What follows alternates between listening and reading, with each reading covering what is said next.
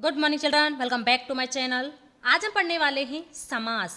समास की परिभाषा, समास किसे कहते हैं, समास के भेद, समास के कितने भेद होते हैं। सबसे पहले हम पढ़ते हैं समास की परिभाषा। समसनम समासः अर्थात संक्षेपण को समास कहते हैं। दो या दो से अधिक शब्दों के बीच की विभक्ति का लोप करके संक्षिप्त अर्थात छोटा रूप बनाने को ही हम समास कहते हैं। अब हम इसके उदाहरण देखते हैं। जैसे सर्पात भीतः, यह समास विग्रह है, और सर्प भीतः यह समस्त पद है। समास विग्रह किसे कहते हैं और समस्त पद किसे कहते हैं, अब हम इनको देखते हैं। समस्त पद किसे कहते हैं? दो या दो से अधिक शब्दों के बीच की विभक्ति का लोप होने से बने छोटे रूप को ही हम समास, समस्त पद और सामसिक पद कहते हैं। अब देखो, समास विग्रह किसे कहते हैं? समस्त पद को पुनः अलग करके विभक्ति सहित लिखने को हम समास विग्रह कहते हैं। उदाहरण हम देखते हैं। हरि त्रातः, यह समस्त पद है, और हरिणा त्रातः यह समास विग्रह है। इसमें दो शब्द हैं। हरि यह पूर्व पद है, त्रातः यह उत्तर पद है। पहले वाले शब्द को हम पूर्व पद कहते हैं और बाद वाले शब्द को हम उत्तर पद कहते हैं। यह आपको ध्यान रखना है। अब देखो समास के भेद। समास के चार मुख्य भेद होते हैं। अव्ययी भाव समास, तत्पुरुष समास, द्वंद्व समास, बहुब्रीहि समास। तत्पुरुष समास के दो भेद होते हैं, कर्मधारय और द्विगु समास। इस प्रकार से समास के कुल 6 भेद होते हैं। सबसे पहले हम पढ़ते हैं अव्ययी भाव समास। अव्ययी भाव समास में पहला पद प्रधान होता है। पहला पद अव्यय होता है।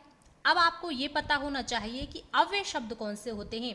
जैसे जिन शब्दों पर लिंग, वचन, विभक्ति, पुरुष का कोई भी प्रभाव नहीं पड़ता है, वे अव्यय शब्द होते हैं। जैसे यथा, तथा, अद्य, श्वः, प्रातः, ये सभी अव्यय शब्द होते हैं। समास होने पर दोनों पदों से मिलकर बना शब्द भी अव्यय होता है। एक ही शब्द की आवृत्ति होने पर अव्ययी भाव समास होता है। अब हम इसके उदाहरण देखते हैं। जैसे अनु। अनु का अर्थ होता है पश्चात अथवा योग्य। जैसे अनुरामम, यहाँ पर षष्ठी विभक्ति का प्रयोग है और इसका शब्द बनेगा रामस्य पश्चातः अर्थात राम के पीछे। अनु विष्णु, विष्णु पश्चात। योग्य के अर्थ में अनुरूपम, रूपस्य योग्यम अर्थात रूप के योग्य। अनुगुणम, गुणस्य योग्यम। अब देखो उप। उप का अर्थ होता है समीप। अब हम इसके भी उदाहरण देखते हैं। जैसे उपगंगम, गंगाया समीपम, गंगा के समीप।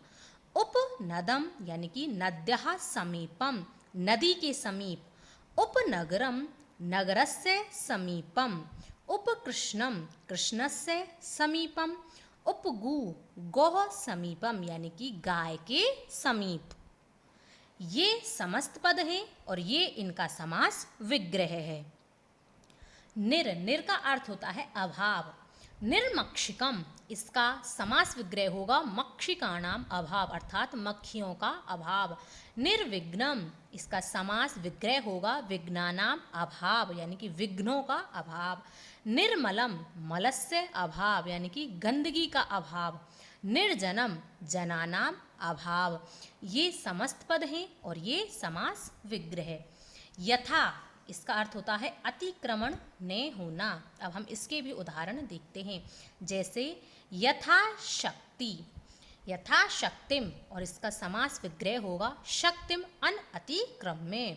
यथा बलम, बलम अन अतिक्रम्य। अब देखो प्रति। प्रति का अर्थ होता है विप्सा यानी कि आवृत्ति। प्रतिग्रहम, तो हम इसको ग्रहम को 2 बार लिखेंगे। ग्रहम, ग्रहम प्रति।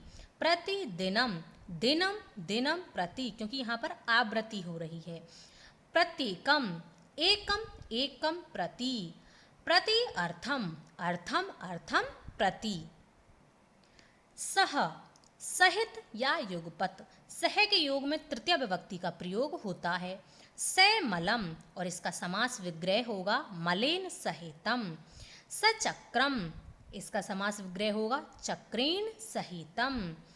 सहर्षम, हर्षेण युगपत, हम इसका युगपत के रूप में भी प्रयोग करते हैं। तो इस प्रकार से इसका प्रयोग होता है। सह के योग में तृतीय विभक्ति का प्रयोग होता है। यह था आपका अव्ययी भाव समास। मैंने आपको बहुत ही अच्छे से करा दिया है। एक बार दो बार इसका रिवीजन कर लेना, आपको बहुत ही अच्छे से ये समझ आ जाएगा।